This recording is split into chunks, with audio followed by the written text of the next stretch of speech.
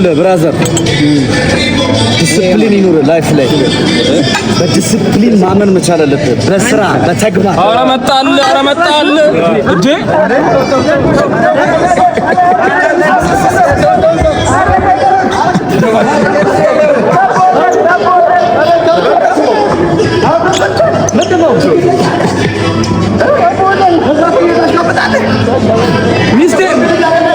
ሚስቴ ምናምን ትላለህ ለሚስቴ ምናምን ለሚስቴ አንተ ከኋላ መተሰው ትይዛለህ ልቀቀኝ የኢትዮጵያ ማርሻል አርት ኢቲኤፍሲ ውድድር አሁንም በርካታ ድራማዎችን ማስተናገዱን ቀጥሏል።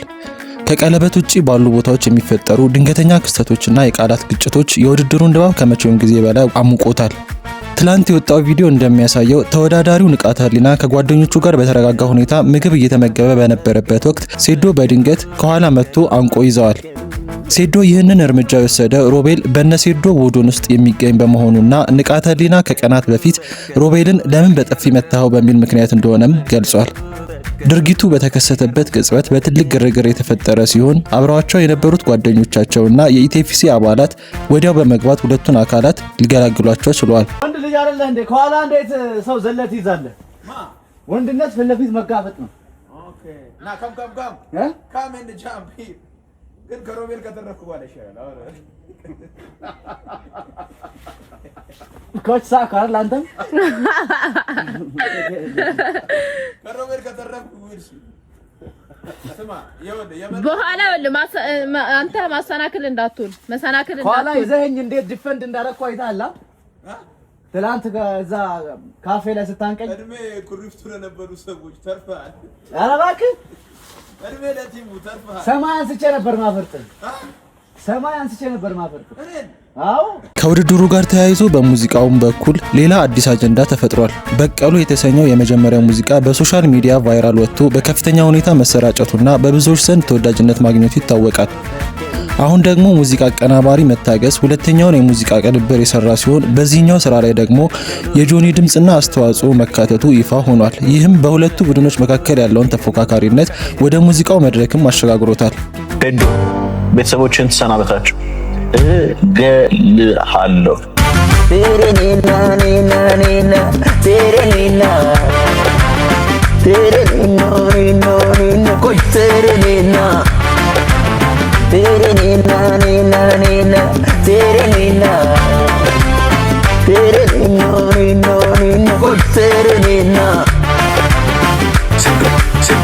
አካል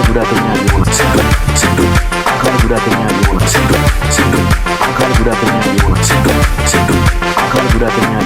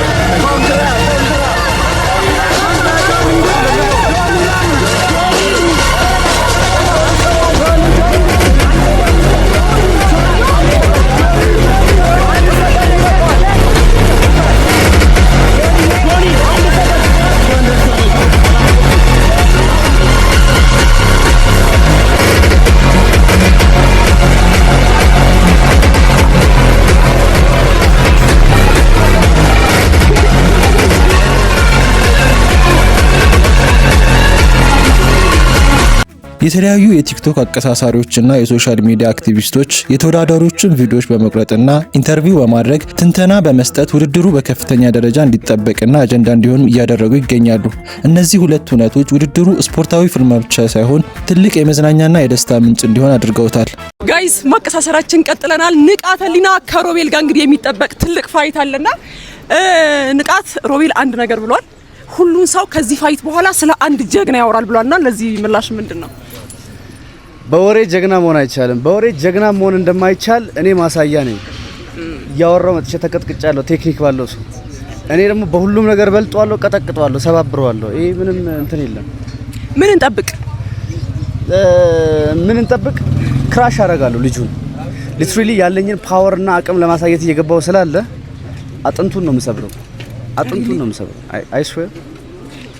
የጅቦ ከሚለውና በቀሉ ከሚለው ዘፈን የትኛው ወደድከው? ሁለቱንም አልወደድኩም። ሪሊ ትሬንድ ሆኗል እንጃ የእውነት። እሺ ለሮቤል ለመጨረሻ የምታስተላልፍለት መልእክት ምንድነው? ተዘጋጅ። ያው ከዚህ በኋላ ተዘጋጅ የሚባልም ነገር የለም። ለመቀጥቀጥ ይዘጋጅ አይደል? አይ ስዌር ታያለሽ አንቺ ራስሽ። አንተም ብሎ ለሚያስይዝ ሰዎችስ አገባኝም እንደባለፈው እንዳትወቀስ። ግን ከኔ ጋር ማስያዝ የሚፈልግ ካለ ማስያዝ ይችላል። እስከ 1 ሚሊዮን ብር አሸንፋለሁ ብለህ? አዎ 1 ሚሊዮን ብር አይ ስዌር 1 ሚሊዮን ብር ሪች አውት አድርጉኝ፣ ደውሉ። ስልክ የኔ ባዮ ላይ ያለ 1 ሚሊዮን ብር መድባለሁ። ራሴ ያሸንፋለሁ ብዬ ነው። የና ሰይዱና የና ጆኒ አይ ምን ጥያቄ የለውም። ጆኒ ነው የሚያሸንፈው። እኔ ጆኒ ካለን ቅርበት አንፃር ነው ሳይሆን አሚን ምንም ጥያቄ የለውም። ጆኒ ያሸንፋል በቀላሉ ከንቃተ ህሊናና ከሮቤልስ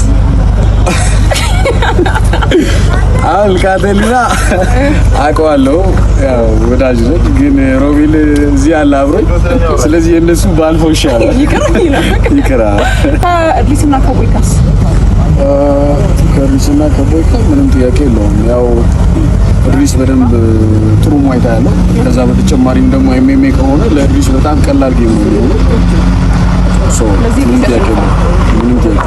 ስለዚህ እድሊስን ብሎ ያስይዙ። አንተ ላይ ነው የሚወርዱብክ። አታሲዙ። ማስያዝ ጥሩ አይደል?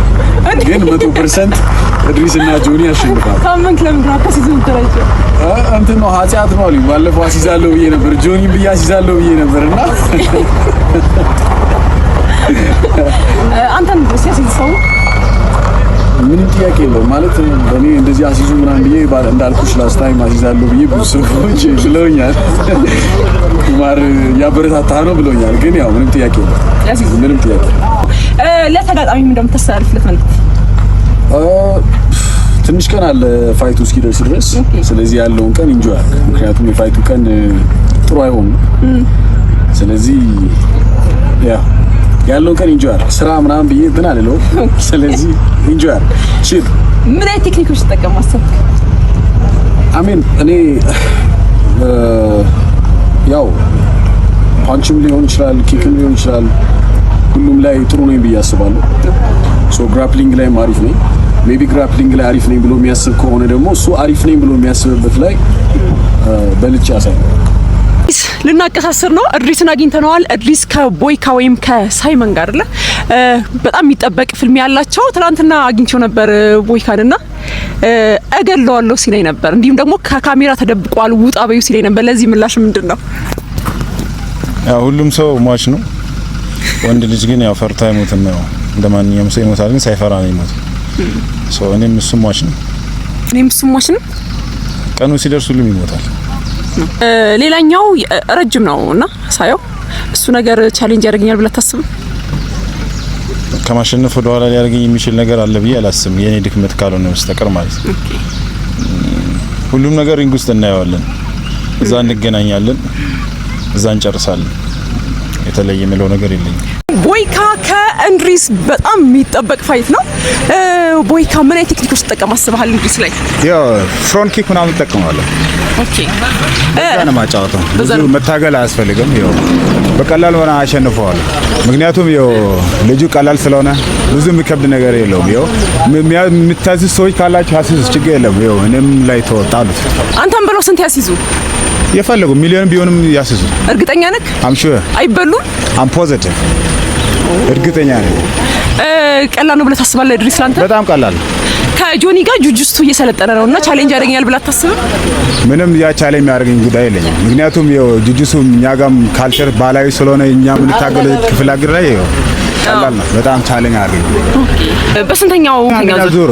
አንደኛ ዙር ድሮም መጀመሪያ ላይ 3 ዙር ነበር ያሰብኩት፣ ግን ተውኩት ተናድጄ ስላለው አሁን አንደኛ ዙር ላይ ምናምን ጨርሰዋል። ለእንድሪስ የምታስተላልፍለት መልእክት ምንድነው? ትንፋሽ ስራ፣ ጥሩ ስራ አሳየው። እንደገና ደግሞ በካሜራ ላይ አትደበቅ፣ ራስን አሳየው ለህዝቡ። ተደብቋል እንዴ? አረ ለህዝቡ አወራው ዝም ነው እያለ ያለ። እሺ በመጨረሻ ብትጠይቂ የምትለው የምታስተላልፈው መልእክት ካለ? አይ ምንም የለውም። ቴንክ ዩ በጣም አመሰግናለሁ። እየመጣ ነው ያንን ጉረኛ ማለት ነው።